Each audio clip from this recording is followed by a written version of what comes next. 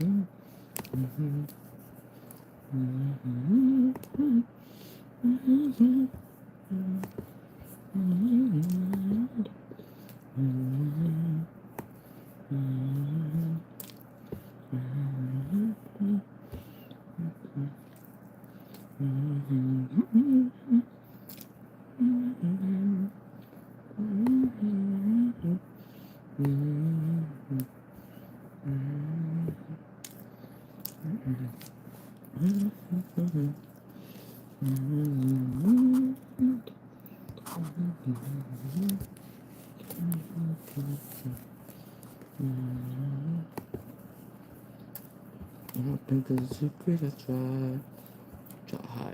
I'm on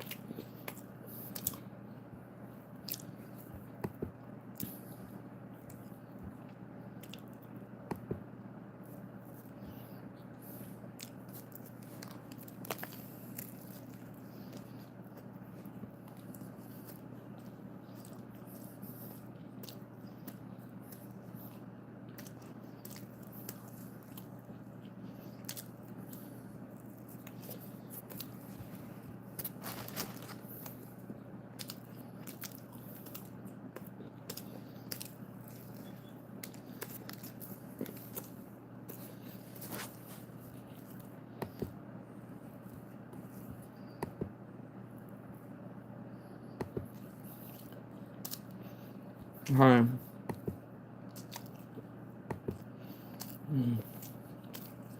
Just eating.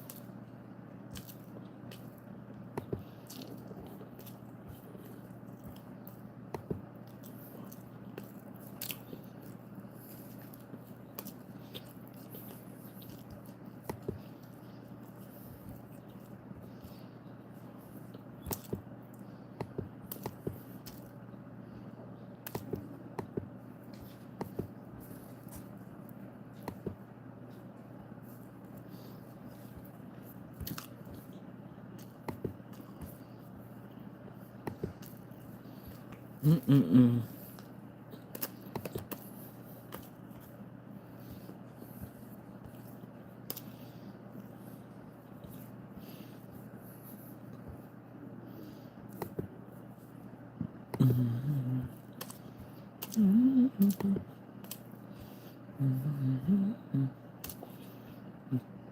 I mean, pretty good, guys. Pretty good.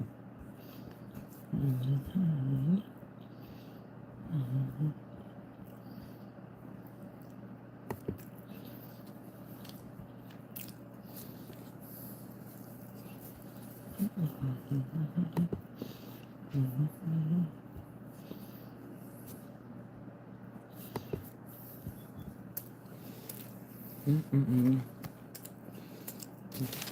gonna drink coffee in a minute.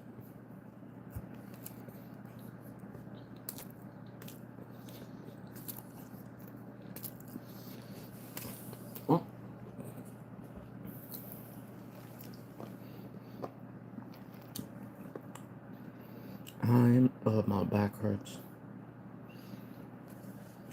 I am not okay. Coffee right here.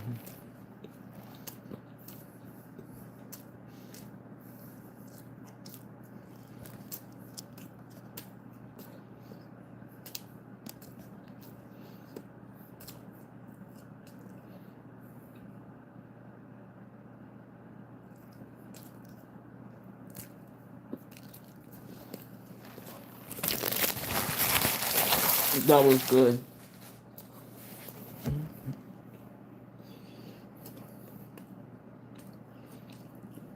That's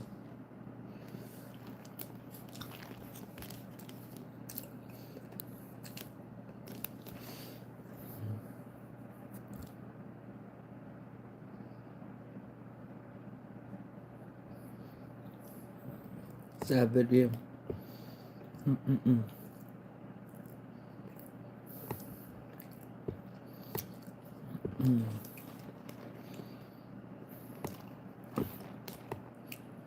Money in the bank, I got money in the bank.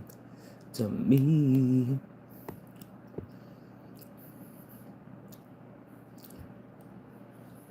Oh, that's fake.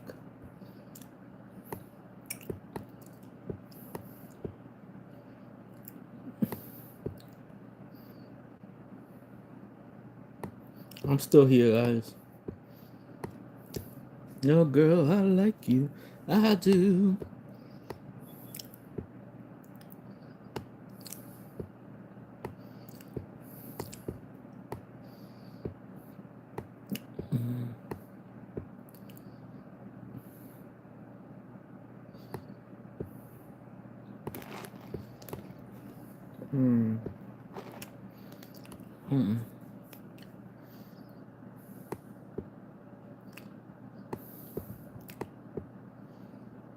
Who's a monster?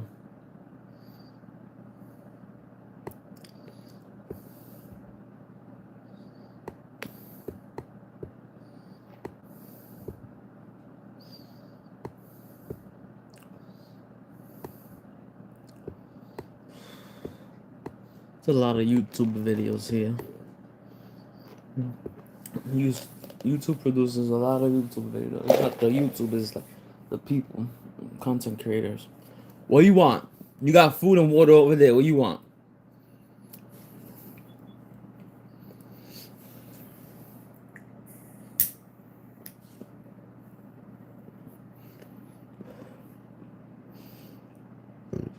Whew.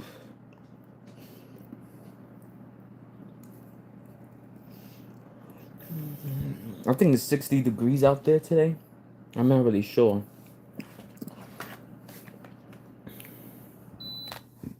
60 degrees. I believe so.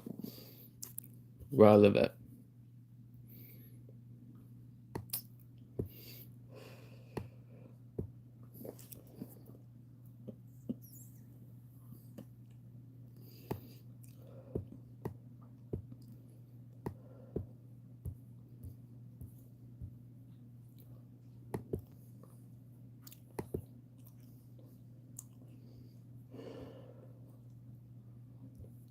Well, my back hurts a lot.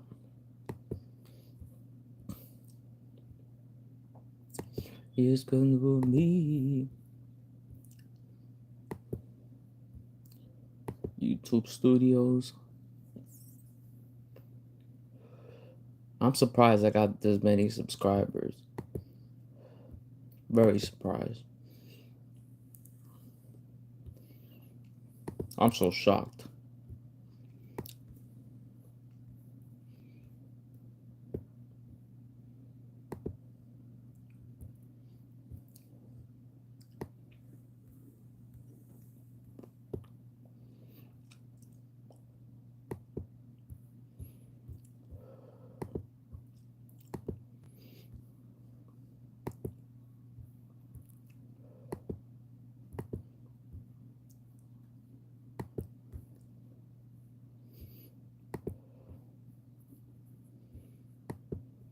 And don't forget to like and subscribe.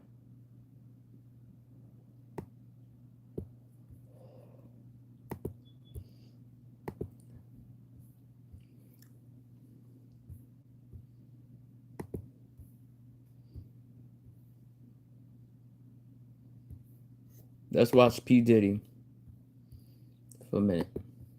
And racketeering trial of Sean Diddy Combs, we have heard testimony from big-name celebrities linked to the now disgraced music mogul. His ex-girlfriend, Cassandra Ventura, better known as the singer Cassie. Cassie's ex, the rapper known as Kid Cudi, who Combs allegedly targeted out of jealousy. There's also been the big names brought up in testimony, like Usher, Neo, and Interscope Records co-founder Jimmy Levine. But some of the names you may not have expected to be entered into courtroom transcripts: 3 U.S. presidents, Obama, Clinton, and Trump, how their names factor into a trial that millions are watching and could put Diddy behind the bars of a federal prison for the rest of his life. We're on the case, presented by Law and Crime. I'm Chris Stewart. P. Diddy. That's crazy. Why people gotta commit crimes? It's not a shocker that big names have come up in the trial of Sean Diddy Combs. He is an A-list celebrity. He hung out with A-list celebrities throughout his career. But then the name Obama came up in the courtroom, and that was one we didn't expect. Usher and Neo, that caught a lot of people's attention this week. They were brought up because of actual events that they allegedly attended, where Sean Combs is accused of assaulting his ex-girlfriend, Cassandra Ventura. Former Danity Kane member Don Richard testified that in 2010 in West Hollywood, California, she saw Combs punch Ventura in the stomach at a restaurant. It happened at a dinner that she claims several big celebrities were at. During cross-examination, the defense asked Richard to name the celebs who were there, and she answered, quote, Usher was there, Jimmy Levine was there, Neo came through. There were a few others too. I don't recall those people, but those are the ones I remember talking to. Usher and Combs go way back. Usher lived with Diddy in New York when he was just a teenager starting his music career. Neo, a Grammy Award-winning singer in his own right, he has been close to Combs for a long time. He has publicly been in Combs' social circles. Jimmy Levine co-founded Interscope Records. He's a big name, a powerful name in the music industry. Richard didn't say the three of them witnessed the alleged assault that she talked about, but she did say that they were there at that dinner. But Barack Obama, his name came up in a way you might not have expected, and it has to do with Diddy's alleged drug use. Before we get back to the breakdown of what we've heard and seen so far in the Sean Diddy Combs trial, I want to bring you a law and crime legal alert. If you received a Depo-Provera birth control shot, and you were later diagnosed with a spinal or brainal tumor called meningioma, you may be eligible for a lawsuit. Morgan & Morgan is investigating claims that patients were not properly warned about this risk. It's free to check, takes just a few minutes, and you don't pay unless they win. So scan the QR code on your screen, click the link in the description, or go to www.forthepeople.com/LCDEPO to see if you qualify. Cause trying to get money from people. One of Diddy's former assistants, David James, testified that he used to pick up drugs for Combs and friends of Combs. James said that he once saw Diddy take a pill of ecstasy that had a former president's face on it. The prosecutor asked which president, and James replied, Obama. Drugs have become a key part of the government's case against Sean Diddy Combs. This week, we received dozens of images of the evidence that federal agents took from Diddy's Miami mansion during a raid in March of 2024. Here's a picture of some of the evidence laying on top of a Gucci designer bag. We do have to blur a lot of these pictures because of the rules of YouTube and drug use. So I'll describe for you what you're looking at here. A Ziploc bag with several different kinds of pills. Some of them are pink, some of them are white, some of them are blue, and then there's also a rolled up $100 bill. In another plastic bag, we saw more pills. These are two separate kinds. Some are white, some are yellow. Then you have the orange and pink pills that you see here. That is MDMA, according to the Homeland Security Special Agent who testified this week about what they found in Miami. Now, not only did David James say Diddy had a pill over there, yo, like President Obama, he allegedly did a lot of drugs. Where you think you're going? Over there, let's go. Percocets every day, and then he would also at night continue to take drugs, often switching to X and MDMA. Then there's the small small alleged container of cocaine that the government found with a rolled up dollar bill next to it, the cocaine with a label that says DBL Wash. The drugs are important to talk about because Cassie Ventura testified that she would do certain drugs with Combs during those so-called freak-offs, the hour-long sex parties that involved escorts and drugs. Obama wasn't the only presidential name brought up in this trial. Bill Clinton's name was also dropped, but again, not in a way you might expect. It's not that he's being accused of doing anything that Combs is accused of in this trial, even though Diddy does have a history of being an advocate for the Democratic Party and being politically active. But in this case, Clinton's name came up because of a male escort named Sheree Hayes, who testified. He's one of the people allegedly hired to take part in the freak-offs. The name that he goes by in his line of work, by the way, the Punisher. Now, during his testimony, he was asked by the defense if he did drugs during the freak-offs, and he said he did not. He did say that marijuana was often there, and he would be offered marijuana, but he's typically not a marijuana smoker, saying, quote, "I call it a Bill Clinton. I do recall being handed marijuana. I act like I take a puff. I don't inhale." He was referencing Clinton's 1992 remarks about whether he smoked pot, to which the former president said that he did not inhale. The third presidential name that came up in the transcript is Trump. During former assistant David James' testimony, he said that Diddy's favorite hotel in New York was the Trump International. James also said that Diddy would book under the name Frank Black, which is kind of an ode to the notorious B.I.G., who used to go by the name Frank White, by the way. Now, many of the so-called freak-offs were held at hotels, and the Punisher, Sheree Hayes, testified that he took part in a freak-off at the Trump International with Diddy and Cassie. Hayes laid out what he said happened during freak-offs, and these are the freak-offs he was allegedly hired to be part of. He claimed in one instance, kind of a bizarre scenario to picture, but this is what we're taking away from the transcripts and through what he was describing in testimony. Of course, there are no cameras allowed in the courtroom, but Sheree Hayes says that Sean Combs entered the room naked, only wearing what looked like a Muslim hijab, and he was carrying Astroglide. That is the lubricant that has been at the center of a lot of the descriptions of these alleged freak-offs. This week, we also saw key testimony from another major name in the music industry. Scott Mescuddy's his real name, but if you listen to music, if you're a fan, you know him as Kid Cudi. He took the stand and came in kind of a cool demeanor as he entered the courtroom. You can what see did they he's say wearing to a you? leather What guy? jacket in this I'm photograph confused. of him outside the courthouse in New York. He had a cigarette in his hands before he walked in to sit on the stand, testify about what he said allegedly happened just feet away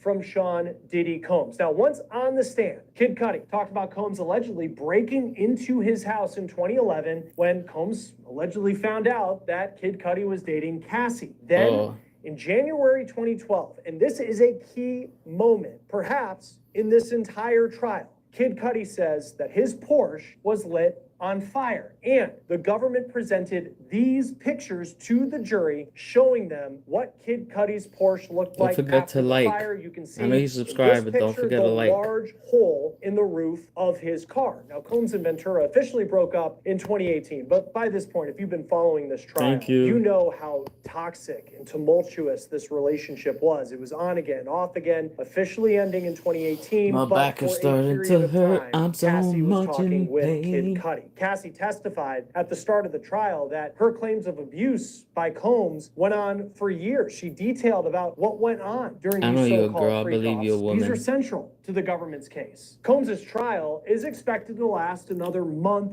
at least.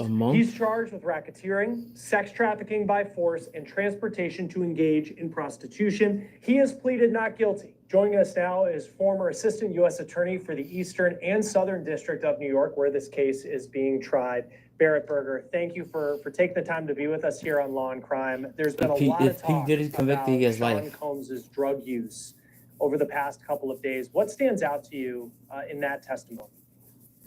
That sucks. Yeah, I mean, I think this is actually turned into a pretty central part of the prosecution's case. So the allegations that make the drug use particularly relevant are that this is one way that Combs I'm sorry to hear that. Control over both Cassie Ventura and potentially other victims as well. We haven't heard from them yet. But part of the way that he was able to make Cassie compliant during these freak-offs, we learned this from her testimony, is through the use of drugs. So Cassie testified that for many of the freak-offs, she was high. She was given a number of different narcotics. We had Drinking other coffee. witnesses that came I in love and iced coffee. testified When you come to about this channel, seeing you're gonna see her, me drink you a know, lot of laying iced on a bed, coffee and a lot of Diet appearing Coke. to be under the influence of some sort of drugs. So this was what we're seeing now is a pattern of Combs being able to, in some instances, you know, control her through many different ways, but one of the central ways that we've heard testimony about is through these drugs. How do you feel the government's been able to say that Cassie was more forced to take these drugs, as opposed to she lived as a someone who is in kind of the spotlight? What kind of dog you have? I have a Yorkie There's Maltese. drugs that's always around, showing that she was actually They call it a forced to take Morkie. it, as opposed to something that she just did willingly. Yeah, and this is what the defense has really made as the centerpiece of their defense, that none of this was forced or coerced behavior. This was all, you know, activity that she did voluntarily, that she wanted access to this lifestyle. She wanted access to his power, to the fame, and so she did these things voluntarily. I think what the prosecutors have to show is that there was not only this huge power dynamic between the two of them, right? He is this, you know, multi-million-dollar music magnate, and she is an aspiring singer who really wants to be in that orbit. There's an age dynamic. She was very young when they first started dating, but also this, you know, elements of violence and control. So I don't think that they have to show that every time she took drugs, it was involuntary. The next pair I get is a cat. As long as they can show that, you know, there were certain instances where she didn't want to, or that Combs was particularly insistent on this, or that this was something that he was really pushing. So they do have to connect this to this pattern of coercion and control, but they don't have to necessarily say that every time he told you why she took he drugs, don't want to be with you? It was totally against her will. And, you know, he of course, a larger than life figure, has endless amounts of money. So in some ways I could see someone saying it's not a surprise that he had just so many drugs in his home, as well as what you know, he some said. of the other, you know, baby oil's been talked about at length in this case. But were you surprised by just how much it was talked about that apparently he was regularly using substances, that he himself was someone who partook in these drugs a lot, according to people who are around? Oh boy, I mean, I think it's surprising for many of us to hear about sometimes. how pervasive humans that was, in general. and how much of a factor in their lifestyle this was. But, you know, one thing that's interesting to me is it really goes to this idea of what kind of a network he had around him. He was certainly not able to get all these drugs on his own. He had assistants and guards and people that worked with him that were able to help him procure drugs on a regular basis. This is going to help the prosecutors go to one of, I think, the biggest hurdles that they're going to have to prove here, is the idea that this was an enterprise. Remember, one of the things they've charged is a racketeering conspiracy. In order for this to be racketeering, there has to be an enterprise. It can't just be one person doing this live on together, his own. Right? It's a little tricky when you only have So one person sitting there in the defendant's chair, right? He's the only person charged right now. So it's a little hard to show that it's an enterprise. And one way that they're going to have to show that is by, you know, drawing out people that worked for him, what they did to help advance this racketeering enterprise, including helping Combs buy these drugs that were then used both recreationally by Combs, but also to help facilitate these freak-offs. Yeah, and it's not only just drugs. I mean, there's you just can't break up if y'all live together. It's not that simple. You would assume are not legal, but then there's prescription drugs that he was able to get, and typically for folks that aren't music moguls, your doctor's not going to give you that amount of certain drugs. Cassie's testimony, from what we've heard from our reporter in the courtroom, it was incredibly raw, it was incredibly emotional. She's been described by many as the star witness in this case. What do you make of the decision to have her go? And I know she's 8.5 months pregnant, so her availability probably factors into this as well. But for her to go early in this case and kind of set the tone, as opposed to building up your case and then having her come in as somewhat of a grand finale at the end. Yeah, I mean, I think this was probably a decision that was part strategic and part practical. I mean, when you have a witness that Tomorrow's is Memorial pregnant, could Day. theoretically give birth any day, you want to make sure that you get them in before they become unavailable. Let's be honest, it also doesn't hurt their case to have a witness that is pregnant. You could tell that the defense, was a little bit more cautious with her. I think they treated her with a little bit more respect and probably went a little easier on her because of the fact that she's pregnant. It's not a How great you look doing, to see Cora? defense counsel beating up on somebody who's 8.5 months Welcome. pregnant. So there probably was some of just the practical, let's get this in before she becomes unavailable You'll be side of the decision.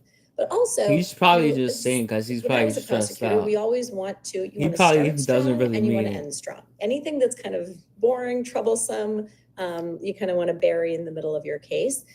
For them, Cassie's a really important witness because she can speak to, this many years of what happened during this racketeering conspiracy. She was there, with Combs and a part of his life throughout, most of the charged I mean, time he does period. want to be with And she can you, speak but he's to probably a lot of the depressed and stuff various like that. racketeering incidents that have been charged, but she can also give a very good overview of what he was like as a person. She Sometimes men testifies just about don't the want to abuse. talk She about. testifies about We the don't like to coercion. express ourselves. Through her, they're able to show this video, the CNN video showing his abuse in the hotel room. So I think she was a really important witness. I really can't imagine. I don't saving like her to for talk the about end. It would be feelings. hard to kind of That's paint why I this go to therapy. picture, I talk to my therapist. without her going in the beginning.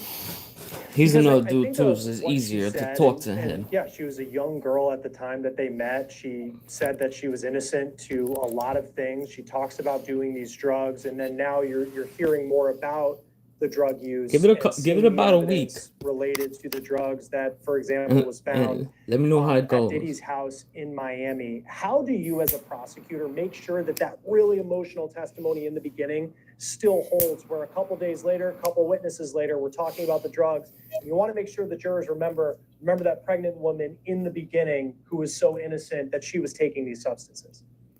Yeah, that's always a challenge for prosecutors. And, not only is it hard to keep sort of that emotional high going, but remember, witnesses and evidence don't always come in to a case in chronological order. It's not always a linear description of first, then this happened, then, point A to point C. You kind of come in bits and pieces. You might have one witness who's only available to testify in a given week, so you have to call them then. So really, that's the prosecutor's job at closing argument. And we're going to see them have a huge job to put all of this together. Try to do something. And what they're going to do is try to do something for him little by little. Because if he sees you're making an effort, like you're cooking for him, doing his laundry. When she talked about this, remember how she sounded. So they'll have to do a good job trying to bring the jurors back to that moment. Makes him happy. Is the challenge of having a witness like Cassie go first. Is you have a 5, 6, 7 week trial. By the end of it, are the jurors really remembering everything she says? She was such a compelling witness, and I think her testimony was so emotional. You said the word raw. I think that's a good description of it. I think the jurors will remember the effect that it had on them, even if they don't remember all the specifics of her testimony. And that's then going to be the prosecutor's job at closing. I don't know what he likes to eat and stuff, but I think for so many of us on the outside of the world of fame, like you try to think of what it would be like if you were in those circles like Sean Combs, and then you hear about the drug use, the sex, and all of this. And then I think back to this jury, and it's like you have a social worker sitting on that jury. There's like a deli clerk sitting on that jury. What impact could just how exotic this lifestyle was have on people? Like, I think of my parents, if they were sitting on this jury, I mean, they would be blown away just understanding that any of this would be alleged to have happened in this man's life. Yep. Yeah, I mean, look, I was a prosecutor for many, many years, and I read about the allegations in this case, and my jaw kind of drops. I'm like, oh my gosh, I can't believe that stuff's happening. And I'm somebody who I think of as having pretty thick skin with this. It's really shocking. It's hard to hear about. I imagine what the defense is really going to harp on throughout the case, but particularly when it comes to closing, is this idea that, the jurors can hate Combs. They can find this lifestyle disgusting. They can find him to be perverted, but that's not what's charged. He's not charged with being a scumbag. He's charged with being a racketeer. He's charged with being a sex trafficker. So they're really going to focus on, put aside everything you've heard about this lifestyle, try to separate that from the sex criminal trafficking, elements. in my opinion. It's a hard thing to do. It's a very fine line to walk, right? I mean, jurors are people just like you and I, and it's very hard for somebody to tell us, yes, he's just guilty and a domestic scumbag. abuser. He's just, somebody with this Lock that motherfucker but up. he didn't commit these certain crimes. That's hard for jurors as it is for anybody to get their head around. So it's a pretty tricky defense, I think, to make successfully. But lock them up and throw the away they're the going to take, key. as they indicated during opening statements. Right. I mean, they're saying, look, I mean, you may not like the CNN video, but that's not a smoking gun for what he's accused To of me, it's a in this smoking trial. Related to the drugs, why not charge him with some drug-related offenses, considering he was taking so many of them, and there's evidence that the government has of illegal substances in his house, where I would think for a regular person, if you were found to have, for example, cocaine in your home, which like there's white substances that he had, that someone would face a charge, but he's not. Yeah, I mean, you could say that for, a number of different crimes that you've seen. So for some of the offenses that have been discussed in testimony, right? Even just instances of alleged abuse. I've heard people say, well, why wasn't he just charged with assault? Number one, some of them aren't federal crimes. So here we have federal prosecutors, not state prosecutors. Some of these acts would be time barred, so they didn't come within the time period of the statute of limitations, so prosecutors wouldn't be able to bring them. Some of it may have been strategic, that we really want to keep this case focused on sex trafficking and the nature of, what these victims went through. But I'm not sure why they didn't make The COVID bring bring some up of new these in. My charges. guess is it probably, if there was something obvious that they could have charged federally that they would have jurisdiction over and venue over, they probably would have. So, I'm not sure why they made that strategic decision. And then it's important to remember, it's still early on in what's expected to be roughly a 7-week trial. And there's just been a lot to talk about 7 each weeks and is a every long day. time. But to this point, how would you say the prosecution is doing in laying out that, yeah, Sean Combs, maybe he's a domestic abuser. We're not talking about that. Drugs, we're not talking about that. We are arguing that he was running a criminal enterprise. How has the prosecution done, in your opinion, to this point in making that argument? Yeah, so early days still, like you said, very hard to know how the entire case is going to shape out. I imagine we'll hear from more victim witnesses. I imagine we'll see more, physical evidence that will connect all these things. But, if I had to say right now, I think the prosecution has done a very good methodical job of showing each of the elements that they need to show legally to prove sex trafficking, the prostitution, and the racketeering. I think they probably are there on the legal elements for each of these offenses. But here's the tricky part. There is still this very difficult, it's I almost want to say like the vibe of, a racketeering case that I'm not sure that they've convinced all the jurors that this is a racketeering enterprise. And I think that's going to be challenging for them. I think we need to hear from more people that worked for Combs, that helped assist him. I'm gonna get ready to go. I'll be back later, guys. Thank you for joining us. Acts that have been charged. We need to hear more about how this wasn't just, all about him.